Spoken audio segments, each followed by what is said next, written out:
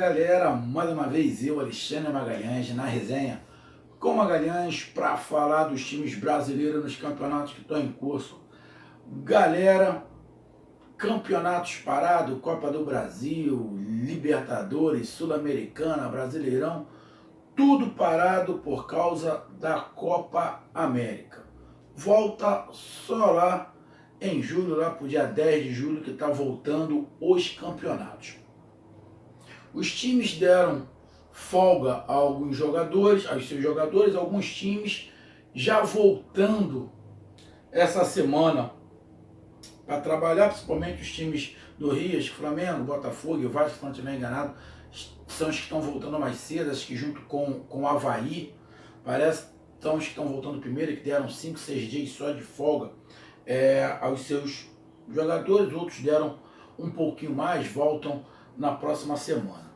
Bom, e o Resenha com Magalhães, como todos já viram aí, não estou cobrindo a Copa América e já expliquei milhões de vezes o porquê que eu não estou cobrindo a Copa América e nem, não é nem cobrindo, porque quem cobra é repórter, não é isso. Eu não estou fazendo análise de pós-jogo da Copa América nem dos jogos do Brasil. Dos jogos do Brasil mesmo que eu não iria fazer, porque estão horrorosos. Não tem nem o que falar. E eu não tenho ânimo nenhum com seleção brasileira atualmente. Seleção brasileira atualmente não me dá ânimo nenhum. Então, a gente tem que fazer alguma coisa aqui no canal sobre futebol, que é o que eu gosto muito, apesar da Copa América ser futebol, mas não está me atraindo. E falar sobre os times brasileiros. Então estamos aqui fazendo no canal um panorama do que foi as 9 primeiras rodadas do Campeonato Brasileiro. Estamos fazendo time a time, fazendo uma análise com alguns números do seu time e também fazendo uma perspectiva do que vai ser o mês de julho para o seu time. Tem times que terão 3 jogos, outros terão 7, 5, então os times estão variando em relação a julho. Então estamos fazendo numa sequência e dessa vez vamos falar do Corinthians, vamos falar do Timão, Corinthians campeão paulista, que está na metade da tabela do Campeonato Brasileiro. Então eu peço a você, meu amigo torcedor do Corinthians, que acompanha aqui o canal Resenha com Magalhães, que você curta, compartilhe, inscreva-se no nosso canal, coloque o seu comentário, dê o seu like, que é muito importante, ative a notificação e não esqueça, estamos no YouTube, Facebook e no Instagram. Então vamos lá, meu amigo torcedor do Corinthians. Corinthians está na 10ª colocação. Se dividir a tabela em duas, o Corinthians está na primeira parte da tabela. Está em 10º colocado com 12 pontos. 12 pontos, fez 8 jogos. Porque tem um jogo a menos, que é aquele jogo contra o Goiás, porque o Corinthians não pôde jogar porque tinha um jogo contra o Flamengo na Copa do Brasil e o jogo que ele fez, acho que para a Sul-Americana, foi na quinta-feira. Então não teria tempo hábil nem para um lado e nem para o outro. Então não teve esse jogo contra o Goiás, por isso o Corinthians está com 12 pontos em 8 rodadas. Se tivesse esse jogo e o Corinthians tivesse ganho, ele estaria ali empatado em número de pontos com o Goiás, com o próprio Goiás, e com o Botafogo com 15 pontos. Aí, dependendo ali do saldo de gols, divisão poderia estar em 6º, em 7º ou em 8º, dependendo do saldo de gols. Então vamos lá. Corinthians tem 3 vitórias, 3 empates e 2 derrotas.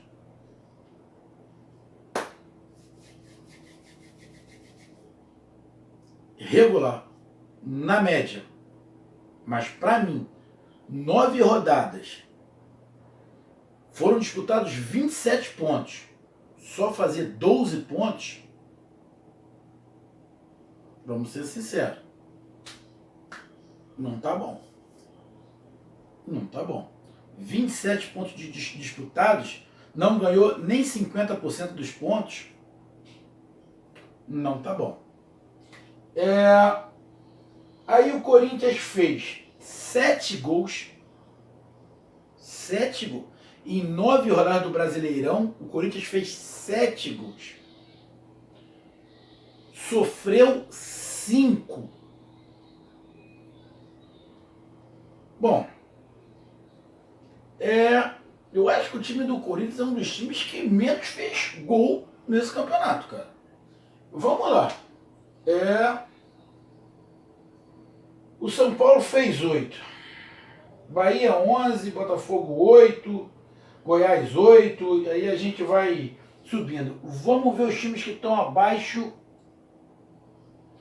do Corinthians. Vamos lá, até o Fluminense. O Grêmio fez 10, Atlético Paranaense fez 13, Ceará fez 10, Fortaleza fez 8, Vasco da Gama fez 8, Fluminense fez 13, ou seja, meu amigo torcedor do Corinthians, o problema é o ataque. Os 5 gols tomados, não. 5 gols tomados não, porque se você pegar ali, ó, o São Paulo também só tomou 5 gols. Vamos olhar para cima. O Bahia tomou 11, Botafogo 8, Goiás 8, Atlético Mineiro 11, 8 Internacional, 9 Flamengo, 7 Santos. Ou seja, o único time que tomou mais gols, que tomou menos gols do que o Corinthians foi o Palmeiras, que é o líder. O restante, todos eles tomaram mais gols do que o Corinthians. Então o Corinthians defensivamente é um dos melhores. Agora, ofensivamente, é um dos piores.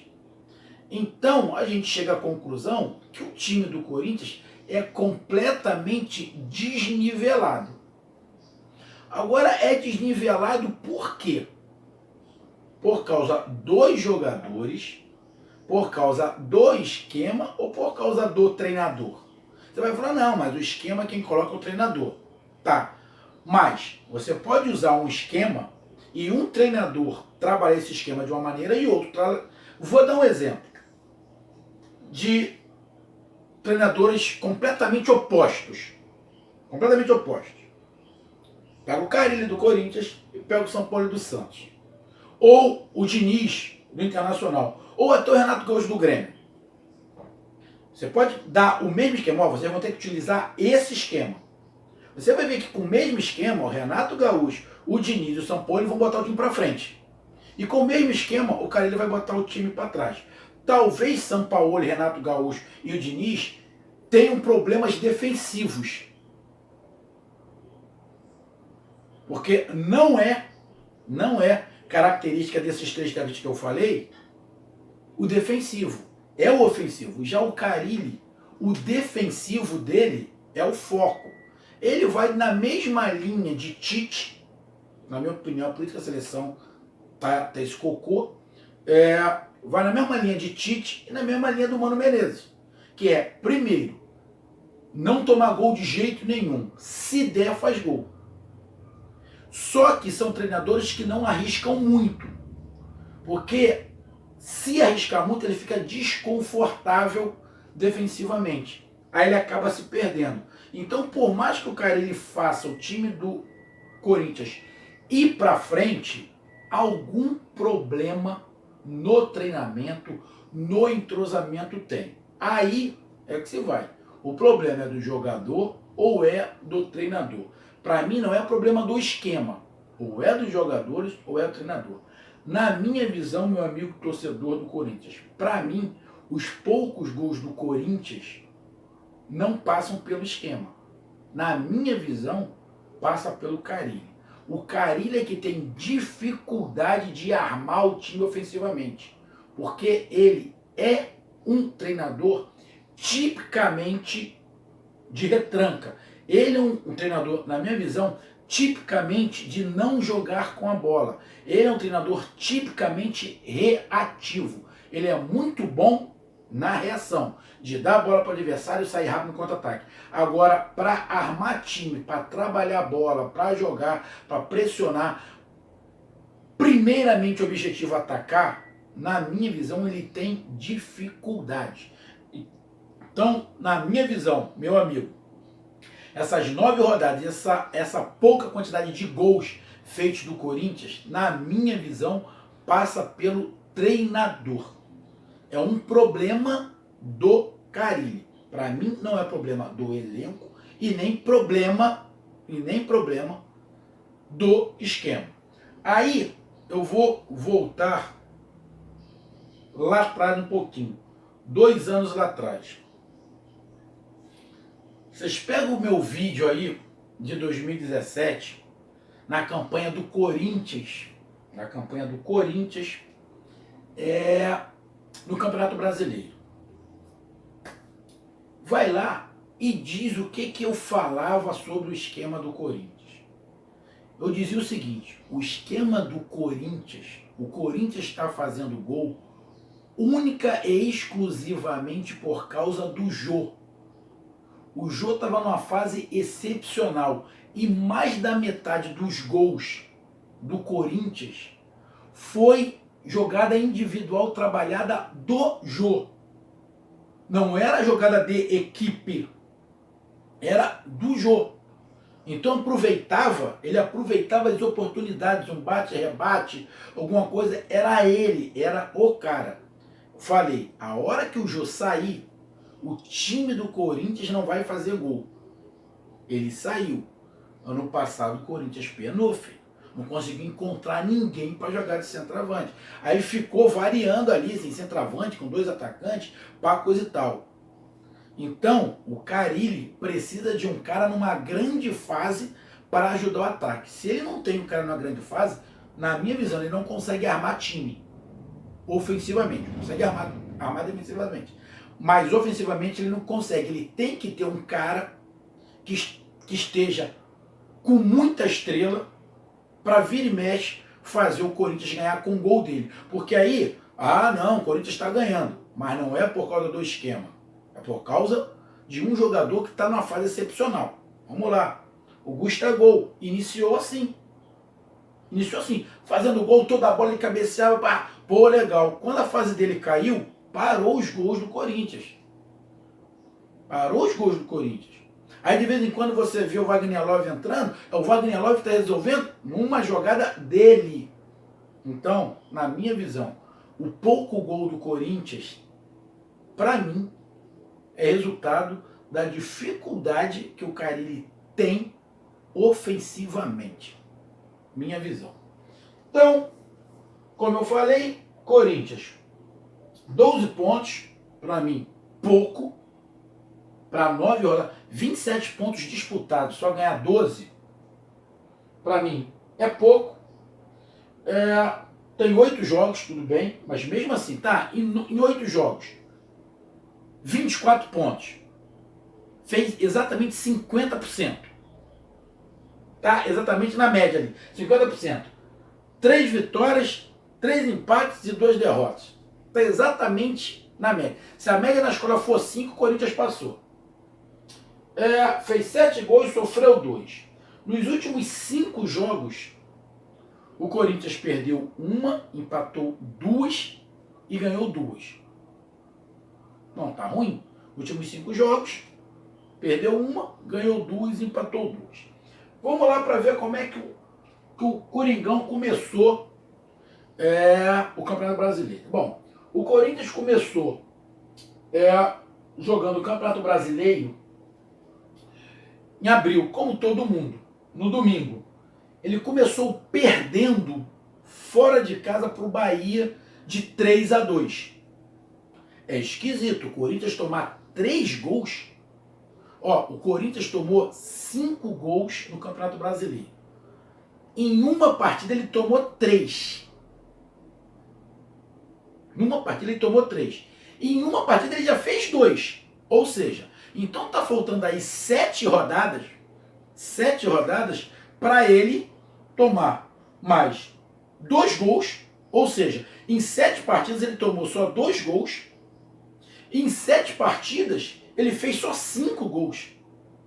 Realmente é muito pouco. Aí vamos lá. Para maio. Maio ele jogou em casa contra a Chapecoense. Fez 1 gol. Ganhou de 1-0.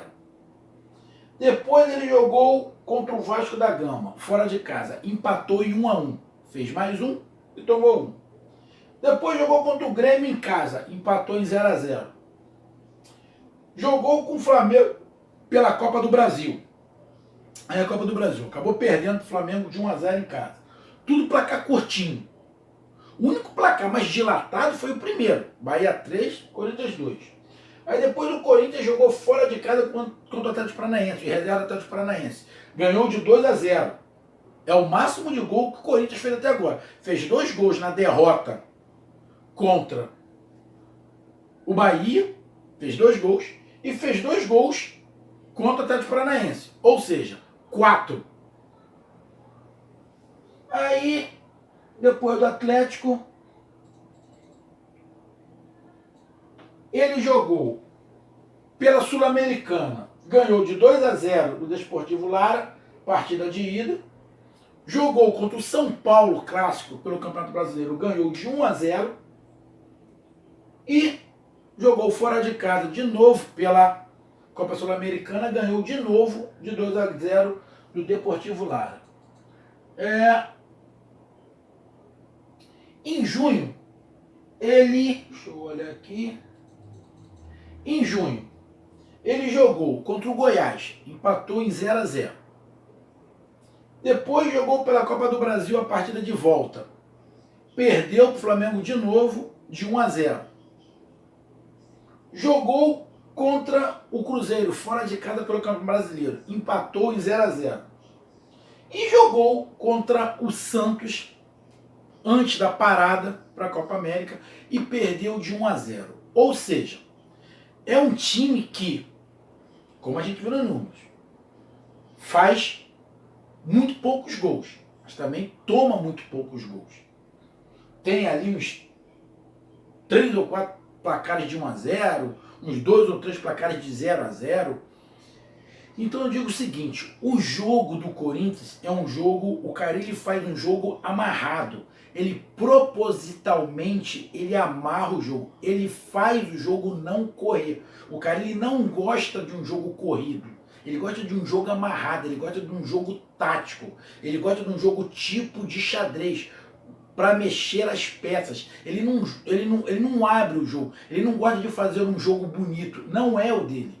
O dele é fazer um jogo amarrado por uma bola, por um erro do adversário. O esquema dele vai em cima do erro do adversário. Ou seja, ele não abre o jogo. Ele deixa o jogo fechado propositalmente. Aí qualquer um que vai jogar com o Corinthians dificilmente vai fazer um jogo bonito.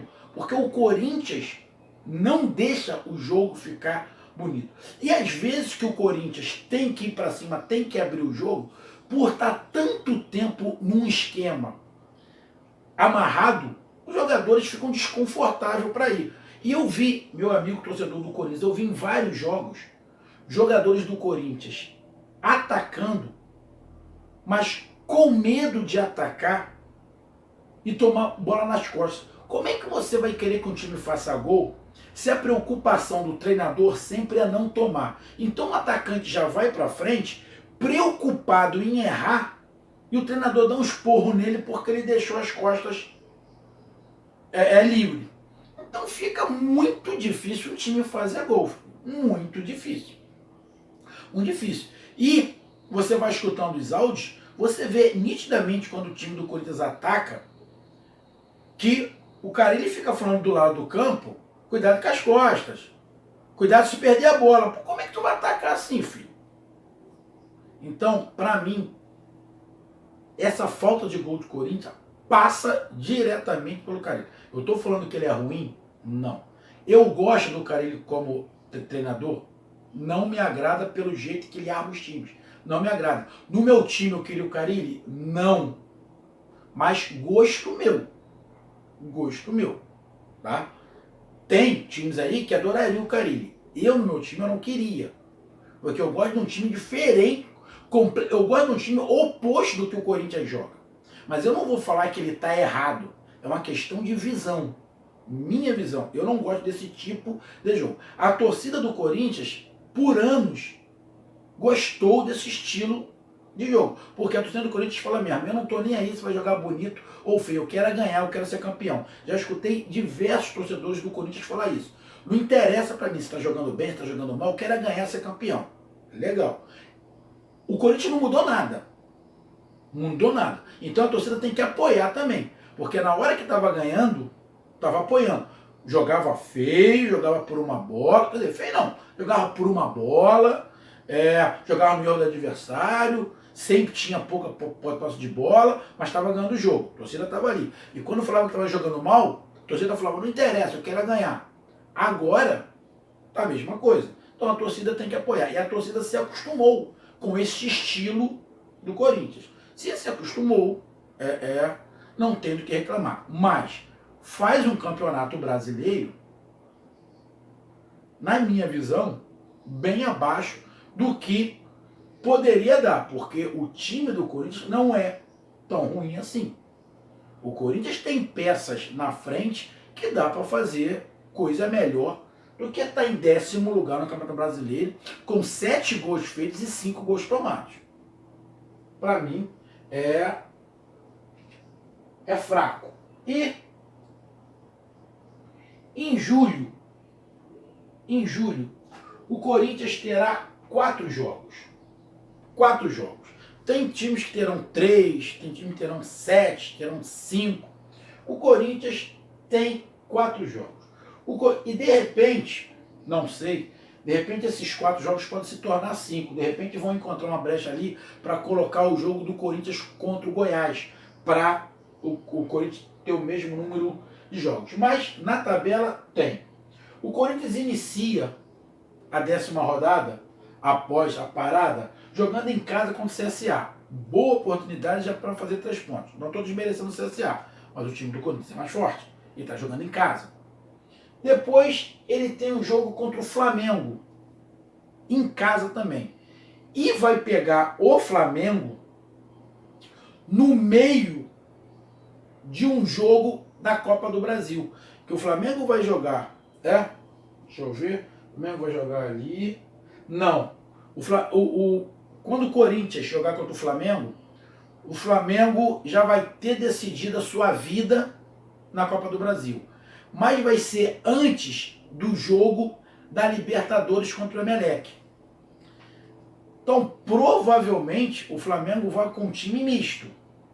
Acredito eu que vá com um time misto. Apesar que a diretoria manda, né? Não, bota time misto, bota time misto. Eu quero ver se essa diretoria do Flamengo vai fazer isso com o português que está lá. Acho que se fizer isso, ele chuta o balde e deixa o Flamengo ser treinador. Porque com o Abel fizeram. Não, tem que ir com titular.